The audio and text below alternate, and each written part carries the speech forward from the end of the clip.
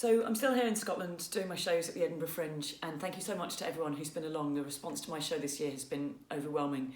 We got 5 stars in the Scotsman. I'm now doing 3 shows a day instead of 1, and that's why my voice sounds like this and has gone a bit Barry White.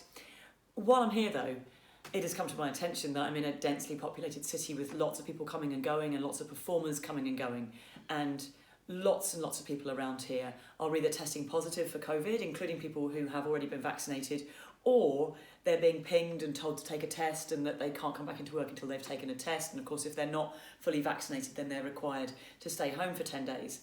And it really feels like the government is like taking this attitude of, we've opened everything up, we've washed our hands of the responsibility of this, and it's not our problem anymore.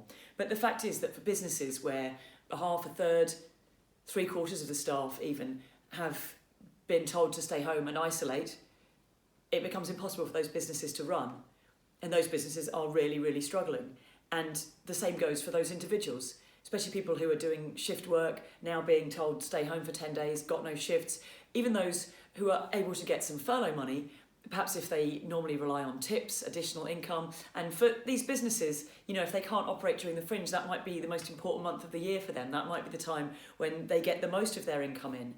And for individual freelance performers, there's an issue around the fact that the new government grant for the self-employed is going to go off of turnover rather than off of income, which just means that if you are somebody who has fought your way through the pandemic by taking on work with a lower profit margin, you're just not going to be helped in any way. And I'm absolutely in that category that that fortunately I'm back and working. But if that doesn't last, and if the work doesn't stay into the autumn, I'm not going to be eligible to apply for that support, even though I'm not necessarily doing as well financially as I would normally be at this time of year.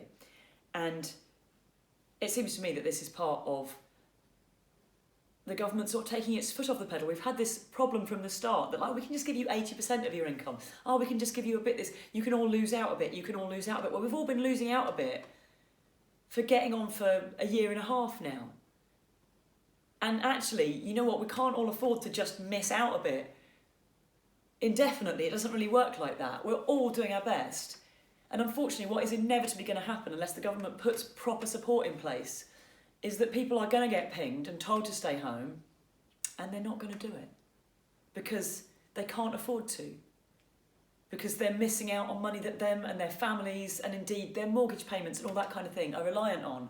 And when we do that, we will in turn be putting loads more people in our society at risk, and we'll also be risking the increased spread of the new variant, and that leading to yet another variant on a variant, and the next one we're on to Delta, you know, the Epsilon strain.